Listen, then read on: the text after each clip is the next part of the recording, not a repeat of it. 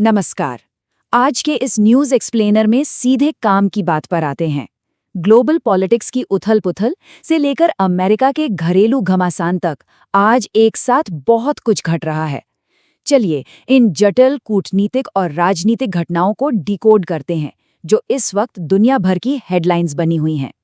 आज हम मुख्य रूप से इन 4 अहम मुद्दों पर नजर डालेंगे। अमेरिका और ईरान का बढ़ता तनाव, ईरान की नई कूटनीति, ट्रंप पर हुआ हालिया हमला और ट्रंप तथा जिमी किमेल का ताज़ा विवाद। तो सबसे पहले शुरुआत करते हैं अमेरिका और ईरान के बीच बढ़ते खतरनाक तनाव से। यहाँ गौर करने वाली बात यह है कि होर्मुज़ स्ट्रेट को लेकर अमेरिका के विदेश मंत्री मार्को रूबियो ने जो कहा है वो कोई आम कूटनीतिक बयान बिल्कुल नहीं है। उन्होंने इसे सीधा एक आर्थिक परमाणु हथियार यानी इकोनॉमिक न्यूक्लियर वेपन कह दिया है। इसका सीधा सा मतलब है कि ईरान इसे पूरी दुनिया के खिलाफ एक बहुत बड़े लीवरेज की तरह इस्तेमाल करने की फिराक में है। और अगर इस खतरे के पैमाने की बात करें तो ईरान खुलेआम दावा कर रहा है कि वो दुनिया की 20 से 25% ऊर्जा आपूर्ति को रोक सकता है। हम अंदाजा लगा सकते हैं कि 25% का मतलब क्या होता है। अगर वाकई ऐसा होता है तो ये पूरी वैश्विक अर्थव्यवस्था को बंधक बनाने जैसा होगा।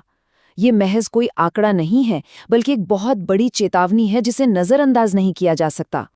लेकिन खैर, तस्वीर का एक दूसरा पहलू भी है।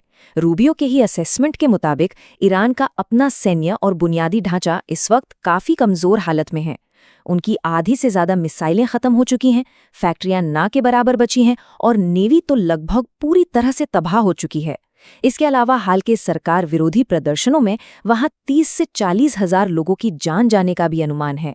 तो सबसे अहम बात ये निकल के आती है कि ईरान भले ही दुनिया की एनर्जी सप्लाई रोकने की धमकी दे रहा हो, लेकिन अंदरूनी तौर पर उसका अपना ढांचा बुरी तरह चरमराया हुआ है। अब इसी बैकग्राउंड में हम अपने दूसरे हिस्से की तरफ बढ़ते हैं और ईरान के ताज़ा कूटनीतिक प्रयासों को समझते हैं। यहाँ एक दिलचस्प कारण और प्रभाव यानी कॉज एंड इफेक्ट की चेन देखने को मिलती है। ईरान ने युद्ध खत्म करने के लिए एक नया प्रस्ताव भेजा, जिसे राष्ट्रपति ट्रंप ने तुरंत खारिज कर दिया। वजह क्योंकि उसमें ईरान के परमाणु कार्यक्रम का कोई जिक्र ही नहीं था।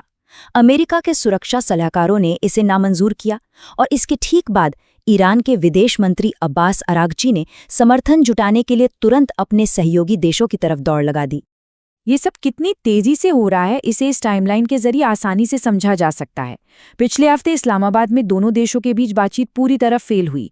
कल ही ट्रंप ने कहा कि ईरान चाहे तो अपना प्रस्ताव फोन के जरिए भी भेज सकता है।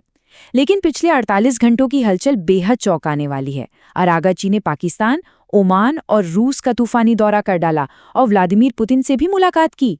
सीधे शब्दों में कहें तो जैसे ही डायरेक्ट बातचीत फेल हुई, ईरान ने तुरंत अपने क्षेत्रीय दोस्तों का रुख कर लिया। अंतर्राष्ट्रीय मंच से अब वापस अमेरिका लौटते हैं, जहां एक बहुत ही गंभीर घटना घटी है। जी हां, घरेलू मोर्चे पर एक बहुत बड़ी सुरक्षा चूक सामने आई है। व्हाइट हाउस कॉरेस्पॉन्डेंट्स डिनर जैसे बेहद सुरक्षित माने जाने वाले हाई प्रोफाइल इवेंट में पूर्व राष्ट्रपति डोनाल्ड ट्रंप की हत्या की कोशिश की गई। दुनिया भर में चल रही इतनी उथल-पुथल के बीच अमेरिका के अंदर हुई ये घटना किसी बहुत बड़े झटके से कम नहीं है। अब इस संदिग्ध के बारे में जो डिटेल्स सामने आई हैं वो काफ़ी हैरान करती हैं। इसका नाम कोल टॉमस एलन है, उम्र 31 ईयर्स है और ये कैलिफोर्निया का रहने वाला है। पेशे से ये एक मैकेनिकल इंजीनियर, गेम डेवलपर और टीचर भी रह चुका है। दिलचस्प बात यह है कि कोर्ट में इसने अपनी तरफ से कोई भी बड़ी दलील नहीं दी, बस जज के हर सवाल पर एकदम शांत आवाज़ में येस योर ऑनर या नो योर ऑनर में ही जवाब दिया। इस मामले की गंभीरता का अंदाज़ा इसी बात से लगाया जा सकता है कि उस पर सीधे राष्ट्रपति की हत्या की कोशिश और हथियारों से जुड़े 2 बेहद संगीन आरोप लगे हैं। अगर ये आरोप साबित हो जाते हैं तो उसे उम्र कैद तक की सजा हो सकती है। इस पूरी घटना में सीक्रेट सर्विस का एक एजेंट घायल भी हुआ है। हालांकि राहत की बात यह है कि उसकी चोटें जानलेवा नहीं है। चलिए अब इस एक्सप्लेनर के आखिरी हिस्से में चलते हैं, जहां हम मीडिया और कल्चरल क्लैश के एक ताज़ा विवाद को समझेंगे।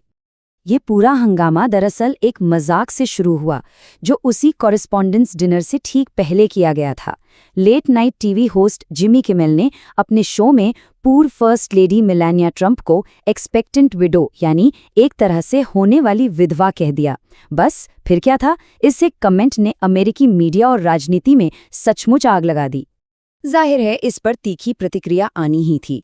पूर्व राष्ट्रपति ट्रंप ने ट्रूथ सोशल पर तुरंत एक पोस्ट डाला और मांग की कि किमल को डिज्नी और एबीसी से तुरंत निकाल दिया जाए। उनका कहना था कि वैसे तो वो किमल पर ध्यान नहीं देते, लेकिन ये कमेंट सारी हदें पार कर गया है। इस बयान ने मीडिया और राजनेताओं के बीच की इस लड़ाई को एक बिल्कुल नए और तीखे लेवल पर पहुंचा दिया। और बात यही नहीं रुकी, मेलानिया ट्रंप ने भी एक्स पर अपनी प्रतिक्रिया दी। उन्होंने इस बयान को जहरीला और हिंसक बताया और कहा कि ऐसे लोगों को रोज रात हमारे घरों में नफरत फैलाने की इजाजत नहीं मिलनी चाहिए। अगर हम गहराई से देखें तो ये महज एक टीवी होस्ट और राजनेता का विवाद नहीं रह गया है, बल्कि ये साफ तौर पर दिखाता है कि इस वक्त अमेरिकी समाज में कितना ज्यादा ध्रुवीकरण हो चुका है। तो आज के इस एक्सप्लेनर से क्या तस्वीर सामने आती है?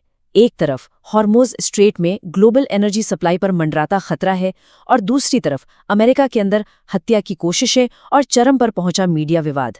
अब सबसे बड़ा सवाल यही उठता है कि एक तरफ बढ़ता अंतर्राष्ट्रीय दबाव और दूसरी तरफ ये भयानक घरेलू ध्रुवीकरण, ये दोनों मिलकर आने वाले वक्त की राजनीति को किस दिशा में ले जाएंगे?